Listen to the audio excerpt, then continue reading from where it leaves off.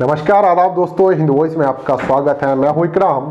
बात करते हैं दिल्ली दंगों से जुड़े एक अपडेट के बारे में।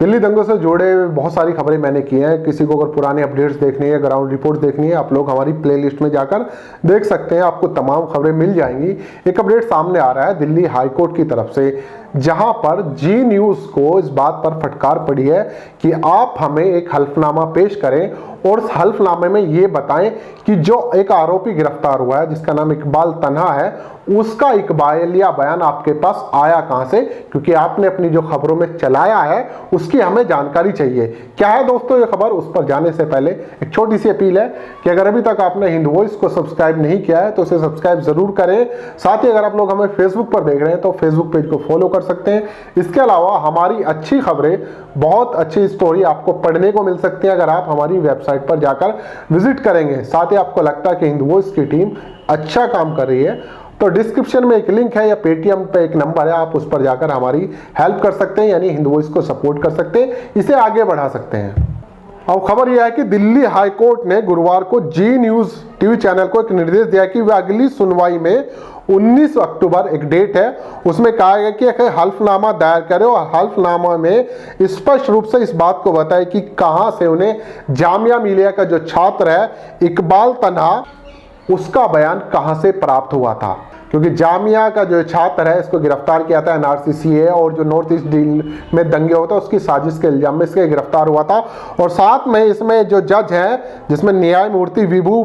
बाखरू की खंडपीठ ने यह निर्देश उस समय दिया जब डीसीपी स्पेशल सेल ने एक अदालत में ये जानकारी दी थी कि हमने किसी भी मामले की कहीं भी कोई लीक नहीं किया, किसी का कोई बयान लीक नहीं किया है और किसी तरह का कोई भी विवरण हमने किसी मीडिया को नहीं दिया है। आसिफ इकबाल तन्हा, पूरा नाम आसिफ इकबाल तन्हा, जो जामिया मिलिया का छात्र है और मई 2020 जब लॉकडाउन चल रहा था उस वक्त मैंने बहुत सारी खबरें की थी कि तमाम धरपकड़ पुलिस ने तेज कर दिया, दिल्ली पुलिस ने और स्पेशल सेल ने, कि जो लोग एनआरसीसीए प्रोटेस्ट में शामिल थे और जिनका दिल्ली दंगों से कहीं ना कहीं उन सबकी गिरफ्तारी की गई थी। पुलिस ने दिखाया गया था कि जो दिल्ली में दंगे हुए उनका कनेक्शन एनआरसीसीए के जो प्रोटेस्ट कर रहे थे उनके साथ कहीं ना कहीं था। ये सारा दिल्ली पुलिस ने अपनी चार्जशीट वगैरह में और बहुत सारी चीजों में किया और बहुत सारे लोगों पर यूएपीए कानून भी लगाया गया था। तो उसके तहत इसकी गिरफ्तारी हुई थी मई 2020 में, यानी लॉकडाउन चल रहा था तब। अब इसका जो बयान था वो जी न्यूज ने ये चलाया था कि उसने बयान दिया था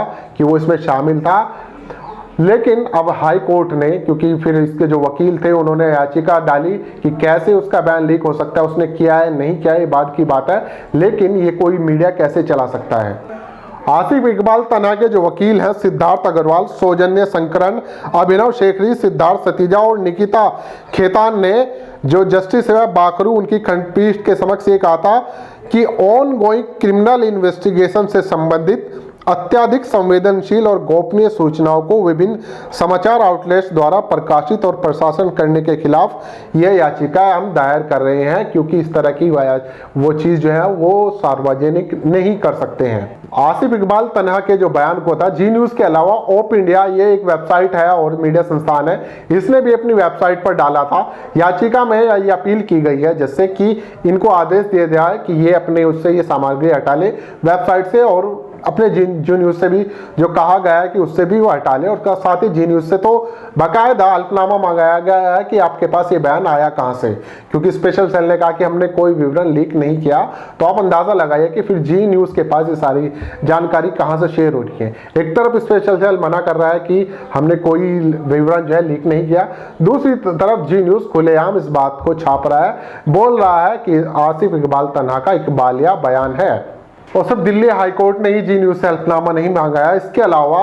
केरल के हाईकोर्ट ने भी एक बयान जारी किया है जिसमें उसने ये बात कही है कि किसी भी जांच की पेंडेंसी के दौरान एकत्रित सामग्री को पब्लिक या मीडिया को देने के सामान्य चलन के खिलाफ अदालत द्वारा कड़े कदम उठाए जाएंगे। यानी कि जब इस तरह के गंभीर मामले कोर्ट में पेंडिंग हो, वो चल रहे हो, उन पर सुनवाई चल रही है, तो उन्हें मीडिया में नहीं दिया जाएगा, सामान्य चलन को बंद करना पड़ेगा, नहीं तो उसके खिलाफ कड़े कदम उठाएगी कोर्ट। लेकिन यहाँ पर दिल्ली दंगों के दौरान आप देखिए किसी का भी अगर नाम आता है, किसी की गिरफ्तारी होने से पहले ही मीडिया में ट्रायल शुरू हो जाता है और पूरा का पूरा भोंपू मीडिया, गोदी मीडिया उस पर खुद ही फैसला सुना देता है कि हाँ इन लोगों ने ये चीज की है। क्योंकि दिल्ली दंगों के दौरान बहुत सारे लोगों को गिरफ्तार किया गया था, लेकिन बाद में उन्हें जमानत मिल गई, किसी के सबूतों का अभाव मिला, कई गवाहों के बयान में विरोधाभास नजर आया। तमाम सीरीज की आप चाहे तो पुरानी खबरें उठाकर देख सकते हैं। तमाम ऐसे लोग जिनकी गिरफ्तारियां हुई थी, जिन पर मुकदमे दर्ज किए गए थे, उनको छोड़ दिया गया क्योंकि उनके पास उनके खिलाफ सबूत नहीं मिला।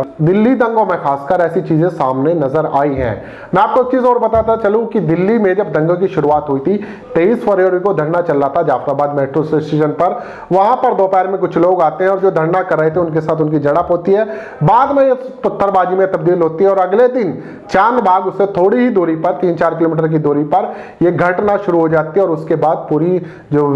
नॉर्थ ईस्ट दिल्ली थी, पूर्वी दिल्ली जिसे कहा जाता है, वहां पर दंगे हो गए थे और आसपास के इलाके शिव विहार, मौजपुर, मुस्तफाबाद, इन तमाम में दंगे बढ़ के 53 लोगों से ज्यादा की मौत हो गई और बहुत सारे लोग आज भी मिसिंग है, ऐसा लोग कहते हैं। और हजारों लोगों ने अपना मकान छोड़ा। बाद में लॉकडाउन के दौरान धीरे धीरे लोग अपने घर लौटे, लेकिन जो लौटे हैं आज भी उनके दिलों में खौफ जिंदा है।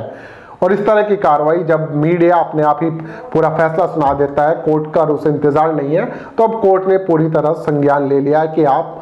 हल्फनामा दायर करें और बताएं कि कहां से बयान आया है। तो जी न्यूज़ को एक बार फिर फटकार पड़ी, आप लोगों को क्या कहना है नीचे कमेंट कर सकते हैं। साथ ही इस खबर को ज़्यादा से ज़्यादा शेयर कर सकते हैं और दिल्ली दंगों की बाकी खबरों और अपडेट के लिए आप लोग हिंद वॉइस देखते रहें और चैनल को सब्सक्राइब करें।